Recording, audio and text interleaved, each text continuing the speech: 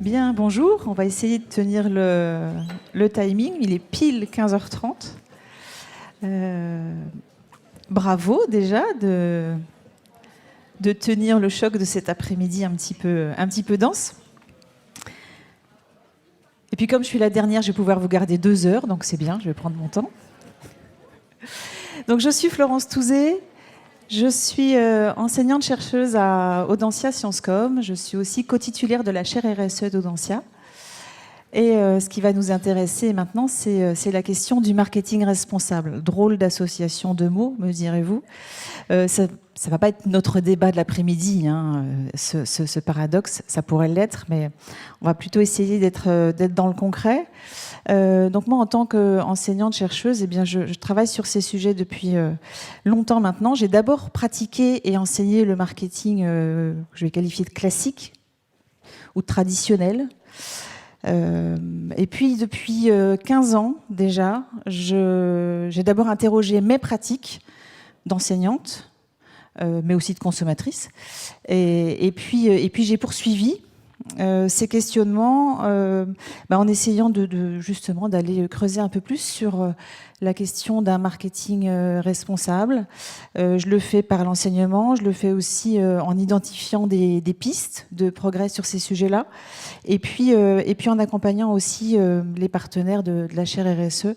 Vous avez peut-être assisté ce matin à la présentation de l'atelier bocage, toute la question justement des focus group avec les consommateurs et aussi avec les hommes et leur rapport à la chaussure. C'est nous qui l'avons mené.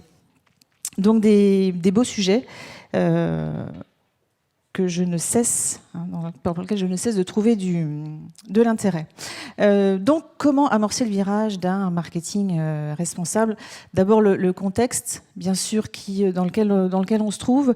Ce contexte, en quelques années, il a beaucoup changé.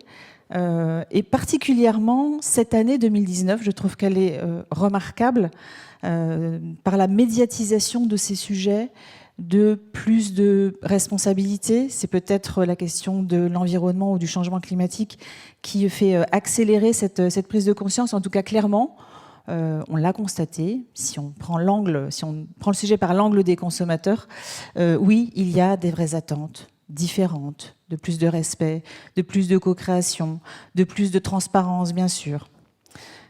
Mais il ne faut pas non plus se voiler la face. Il y a cette attente, il y a ces changements effectifs de consommation. Mais si c'est difficile de faire changer pour plus de responsabilité dans vos entreprises, c'est aussi difficile de faire changer le consommateur. Quand je dis le consommateur, je me mets dedans aussi. C'est difficile de changer nos habitudes parce qu'on est conscient de la fin des ressources, on est conscient de notre impact, mais on est aussi, bien évidemment, très attaché. Enfin, tout ça est mis à l'épreuve de notre intérêt personnel, de plaisir, de rapidité, de facilité, etc. Donc, oui, les choses changent, mais rien n'est acquis encore pour l'instant. Le contexte dans lequel on se trouve, c'est aussi une multitude de facteurs qui font que la question de la marque, la question du marketing est extrêmement chahutée ces dernières années et que l'on doit continuer, nous, praticiens ou chercheurs, à chahuter pour faire progresser les choses. Bien sûr, la question de la crise économique, bien sûr, la question de la crise morale par rapport à ce mode de vie, mais aussi l'hyperconnexion, mais aussi des générations qui se succèdent avec des nouvelles attentes, dont on dit qu'elles sont encore vers plus de responsabilité, mais les plus jeunes sont aussi dans pas mal de paradoxes par rapport à leur impact, des nouvelles aspirations, peut-être d'un mode de vie plus apaisé par rapport à la consommation. Ça peut être un axe intéressant à creuser. En tout état de cause, ce que l'on constate, c'est dans tout ça une vraie crise de confiance des consommateurs. Alors quand je dis les consommateurs, c'est les publics de l'entreprise. Donc crise de confiance vis-à-vis des entreprises, crise de confiance aussi vis-à-vis des discours responsables. Donc vous voyez aussi que le sujet qui nous intéresse est particulièrement complexe. Alors, dans ce contexte, oui, il est urgent de reconnecter l'offre à ces enjeux, puisqu'en fait, le marketing aujourd'hui, il doit répondre bien sûr aux attentes des consommateurs, c'est sa nature, c'est sa mission, mais il doit aussi répondre aux injonctions environnementales et sociales du bien commun. Il va falloir essayer de trouver la bonne synergie, la bonne articulation de tout ça. Donc reconnecter l'offre aux enjeux, c'est la définition, ou en tout cas c'est l'objectif qu'on pourrait donner à un marketing responsable. Et si on cherche à en donner une définition, l'idée, ce serait d'arriver à pratiquer un marketing qui diminue ses impacts négatifs, donc qui minimise ses impacts liés à la mise sur le marché de produits ou de services, et qui donne l'information. Donc à la fois dans l'action, moins nuire, mais aussi informer, et puis aussi soutenir, accompagner, parce que la mise en pratique d'une offre responsable doit accompagner les publics dans leur changement de consommation, dans l'apprentissage de nouveaux usages, dans l'acceptation de nouveaux usages. Louer ses chaussures, par exemple, hein, ou porter des chaussures d'occasion. Donc ce marketing, il est probablement possible. En tout cas, vous allez le voir, j'ai choisi d'illustrer cette approche par un dispositif qui centralise des bonnes pratiques. Donc on va être vraiment dans le concret. Et on se rend compte que les premières expérimentations montrent qu'on peut vraiment faire progresser le marketing vers plus de responsabilité, et qu'en plus, la bonne surprise, c'est qu'il crée de la valeur, et qu'il est plutôt producteur d'impact positif pour les entreprises elles-mêmes, pour les marques, et qu'on est plutôt dans une démarche de succès que de contrainte. Donc ce dispositif dont je vous parlais, ça s'appelle Réussir avec un marketing responsable. En fait, c'est une petite aventure qu'on s'est lancée il y a 6 ans avec quelques professionnels du marketing qui représentent les grandes instances professionnelles.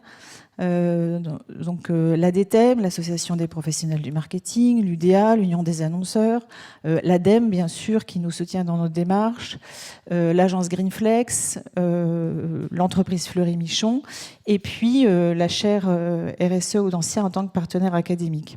Et ce petit tour de table, on s'est dit, si on veut que le marketing responsable progresse, si on veut inciter des marketeurs et leur entreprise à aller davantage vers des démarches comme celle-là, il faut leur montrer que ça marche. On pourra toujours y aller avec toute notre force de conviction, tant qu'on ne leur aura pas montré que ça marche, que ça produit de la valeur, ils n'iront pas, ou ils n'auront pas suffisamment d'arguments en interne pour faire bouger les lignes dans leur structure. Donc on s'est mis autour d'une table, et puis on a défini des critères pour pouvoir évaluer qu'une expérimentation était valide ou pouvait servir d'exemple. Et on a incité toutes les entreprises qui le souhaitaient, petites ou grandes, B2C, B2B, peu importe, à témoigner de leur expérience, à témoigner de leurs premières approches de marketing responsable, de façon à ce que l'on puisse rendre public ces premières expériences et ainsi partager et montrer que ça fonctionne. Donc ça voulait dire qu'il fallait, dans ces témoignages de pratique, dire quelle avait été la pratique bien sûr, quelles avaient été les difficultés, quels avaient été les leviers clés de succès et quels en sont les résultats. Et nous avons comme ça, après année, centralisé aujourd'hui un peu plus de 60 bonnes pratiques de nature assez différente. Alors ça aussi c'est intéressant, comme par exemple une clé d'entrée qui est l'éco-conception, mais l'éco-conception accompagnée d'une communication de pédagogie d'usage, donc comment mieux faire sa lessive par exemple. Un autre exemple, une autre clé d'entrée, c'est la question du développement d'une filière, d'une meilleure maîtrise de sa filière. Ici, c'est Charles et Alice qui, voyant que l'offre bio répondait à des vraies attentes et que la part de marché augmentait sur le marché bio, ils se sont dit on ne va pas aller chercher des fruits bio à l'autre bout du monde, ça n'aurait pas de sens. Donc on va travailler dans notre région avec les instances agricoles régionales pour aider, inciter les producteurs régionaux à passer en bio, et on va leur assurer un débouché. Ils ont comme ça contribué à augmenter leur part de marché, à répondre aux attentes du consommateur et à avoir un impact positif sur l'emploi en local. Donc des aventures comme ça, il y en a un grand nombre. J'avais un autre exemple, oui, qui est celui de Tefal. Là, on est sur plutôt comment on va mieux travailler la fin de vie d'un produit. Et là, ça c'est une expérience qui associe l'animation de la vie de la marque dans une logique un peu promotionnelle, et puis la récupération de produits. Cette opération, elle a permis de récupérer 300 000 articles. Et ces 300 000 articles avec le matériau récupéré, ça a permis d'éviter l'extraction de 250 tonnes de minerais. Donc sur une animation en magasin qui peut vous paraître un peu anecdotique, le back-office, il a vraiment du sens. Donc quelle clé d'entrée ces entreprises ont choisi? Vous voyez qu'il y en a un certain nombre. L'économie circulaire, je l'évoquais tout à l'heure, mais aussi on a fait rentrer dans ces catégories de témoins intéressants des gens qui sont plutôt des facilitateurs pour les autres, donc qui mettent en place des systèmes d'évaluation interne, qui mettent en place des filières de gestion des déchets en open source.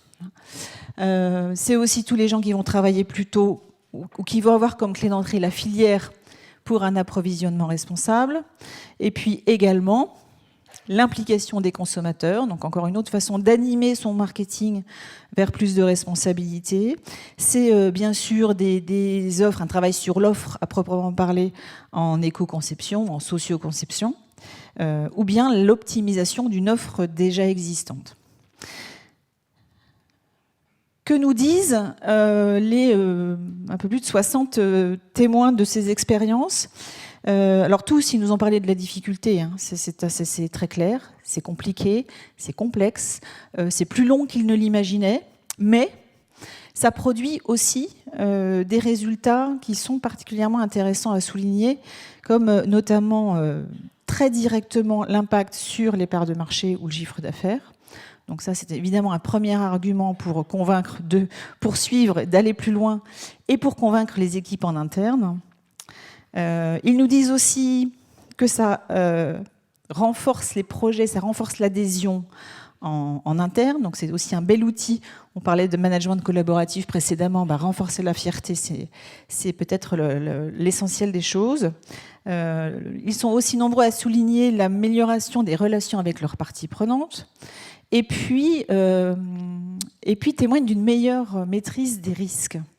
Donc là également, si vous avez un dirigeant à convaincre pour aller vers une démarche plus responsable, si vous lui dites augmentation de la part de marché, diminution des risques, vous allez commencer à l'intéresser. Alors les 6 clés de succès pour décliner un petit peu plus précisément comment on a décortiqué, analysé ces différentes démarches. La première chose, c'est une évidence, mais ça va toujours mieux en le disant, ces démarches ne peuvent être valides que si elles sont sincères. Et si elles sont, quand je dis sincères, ça veut dire qu'on ne peut pas être que dans l'intention, mais qu'il faut très rapidement, voire même avant de dire quoi que ce soit, être dans l'action ou dans l'introspection de ce que l'on était jusqu'à présent. Ensuite, et ça aussi c'est une règle importante, être plus responsable, c'est très bien, mais ce n'est pas forcément le premier argument qui va séduire vos publics.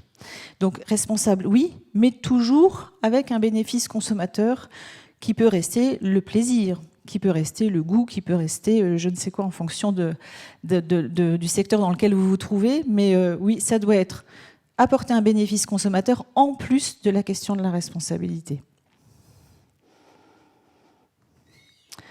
Le troisième critère, c'est la question de l'implication, de la motivation des parties prenantes.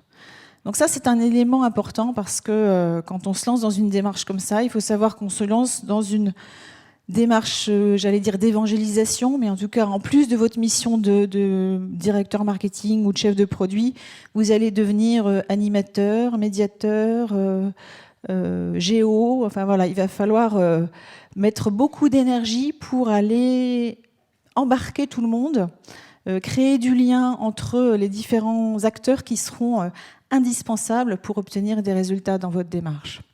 Donc impliquer et motiver, c'est en interne, et ça commence bien évidemment par un comité de direction, par une direction générale. Ça va être votre meilleur sponsor. Si vous avez des difficultés d'entrée avec ce public-là, le reste, ça va être compliqué. Et puis en externe, c'est aussi d'aller échanger, travailler, apprendre avec des parties prenantes externes. Et pourquoi pas, on l'a vu notamment nous, avec les partenaires de la chaire, que des gens qui sont habituellement concurrents, et bien sur les questions de responsabilité, vont aller se mettre à travailler ensemble sur un sujet d'éco-conception, sur un sujet de prise de parole, communication. Ils vont aller échanger leurs pratiques alors qu'ils ne s'étaient jamais adressé la parole auparavant. Bien sûr, ils en tirent tous de la richesse. Quatrième point, là aussi, c'est un petit peu évident de le dire ou facile à dire, mais il va en effet falloir modifier sa façon de penser. Alors quand je dis votre façon de penser, c'est probablement la façon de penser de l'organisation, parce qu'il va falloir que l'organisation accepte d'être chahutée dans ses modes de fonctionnement, dans ses croyances même peut-être, parce que on va devoir parler d'autre chose que de profit à court terme. Il va falloir parfois pivoter sur des existants traditionnels dans la structure. C'est aussi être en capacité d'aller se confronter à des gens qui seront contre votre démarche. Et donc vous serez, étant le messager, vous savez qu'on tire d'abord sur le messager, donc il faudra parfois accepter d'être mis en cause sur ça sert à rien, on n'y croit pas, c'est bisounours, voilà, tous ces sujets qui font que on peut aussi soi-même dans une démarche comme ça parfois douter, et il faut vraiment avoir une conviction chevillée au corps pour continuer à avancer. Donc votre enthousiasme va être mis à l'épreuve. Donc ça aussi, c'est important de le savoir. C'est souvent beaucoup plus long, une démarche responsable, que ce qu'on pouvait imaginer. Et puis, vous allez aussi rencontrer des obstacles que vous n'imaginiez pas rencontrer probablement. On verra tout à l'heure, vous allez aussi rencontrer des bonnes surprises. Donc, changer sa façon de penser, mettre en place des mesures, des outils de mesure à la fois financiers et non financiers. Là aussi, ça vous sera extrêmement utile pour le pilotage d'abord de votre démarche, et puis pour terminer de convaincre ceux qui étaient les plus réticents. Clémence Cornet de l'atelier Bocage nous disait ce matin que oui, ils ont commencé par l'expérimentation avec des gens dans l'entreprise qui n'étaient pas du tout convaincus, et puis les résultats contribuent à les convaincre et les motive à poursuivre avec une plus grande ampleur d'action. Donc, mettez en place, imaginez vos mesures au démarrage de votre action ou avant de commencer votre démarche responsable. Ça vous donnera la crédibilité pour pouvoir continuer votre action. Et puis enfin, ajustez votre communication. Là aussi, sujet central et sensible des questions pour la marque ou les marques responsables, c'est comment on parle de sa démarche. On pourrait passer à un autre atelier pour préciser ça, mais cette communication, elle va devoir être précise, elle va devoir apporter des faits, des informations. Elle va aussi devoir, ou surtout, ne pas être moralisatrice, donc devoir accompagner, ne pas moraliser, être dans la moralisation, être suffisamment précise pour éviter de créer davantage de défiance. Vous savez, quand on interroge les consommateurs, il y en a à peu près la moitié qui n'ont pas confiance dans les entreprises, dans les marques, et il y en a autant qui n'ont pas confiance dans les entreprises quand elles parlent de responsabilité. Donc autant dire qu'il faut y aller prudemment, mais ça ne veut pas dire pour autant qu'il faut se taire. On a parfaitement le droit de valoriser ce qu'on fait bien. Et une des clés d'un plan de communication responsable, c'est de bien adapter les différents outils de communication ou canaux de communication qu'on va utiliser. Certains pour pouvoir développer de l'information, du texte, des chiffres, des preuves. D'autres qui vont pouvoir être des outils plus collaboratifs avec lesquels on va pouvoir échanger, répondre aux questions, répondre aux attaques, répondre aux questionnements. Donc là, c'est votre outillage communication qui va devoir s'adapter peut-être de façon différente à ce que vous faisiez jusqu'à présent. Vous avez le droit aussi de dire que vous êtes dans un cheminement. Vous avez le droit de dire les progrès que vous avez faits, les objectifs que vous voulez atteindre, ce que vous n'avez pas réussi à faire. Voilà, tout ça, plus vous serez transparent et sincère sur votre démarche, et plus vous serez cru. Donc vous voyez qu'il y a des éléments clés qui permettent d'avancer dans une logique de marketing plus responsable. Et puis pour terminer, c'est 2 petites slides de synthèse sur ce qu'ont apporté ces expériences aux 60 entreprises qui ont témoigné. D'abord, elles ont toutes témoigné que ça leur avait apporté des nouvelles façons de travailler, et puis aussi ça avait apporté de l'innovation en termes d'offres produits, parfois de l'innovation en termes de business model. Ça avait amélioré leur image et leur notoriété. Ça avait contribué à un gain de productivité parfois, ou en tout cas de gain de part de marché ou de chiffre d'affaires. Ça avait contribué à fidéliser leur clientèle. Donc vous voyez que ce sont évidemment des critères de mesure qui sont essentiels pour les gens de marketing et pour les entreprises. Donc oui, ça a un coût, oui, ça a des contraintes, mais ça produit ce qu'on est en droit d'attendre quand on travaille en marketing. Et puis plutôt dans l'ordre des choses qui n'étaient pas forcément attendues, mais que l'on constate, c'est que quand on travaille bien son approvisionnement ou sa filière, eh bien on diminue les risques d'approvisionnement.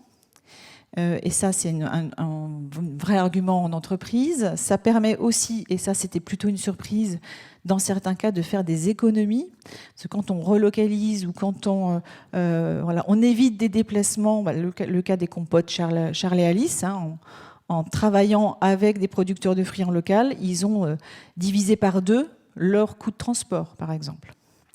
Ou Bonduelle qui a diminué l'eau dans ses conserves, améliorant la qualité gustative, en a aussi diminué le poids et a fait beaucoup d'économies de transport. Donc vous voyez des résultats ou des impacts qui étaient parfois des impacts secondaires ou pas imaginés et qui sont devenus importants pour l'entreprise. Ça développe des nouvelles expertises, puisqu'on va aller travailler différemment, travailler avec d'autres gens, travailler avec d'autres spécialistes. Ça stimule la collaboration en interne. La plupart des entreprises qui se sont lancées dans ces expériences ont choisi de le faire avec des groupes projets de collaborateurs volontaires. Donc, ce qui a permis aussi de décloisonner les usages habituels et d'imaginer d'autres façons de travailler dans les entreprises.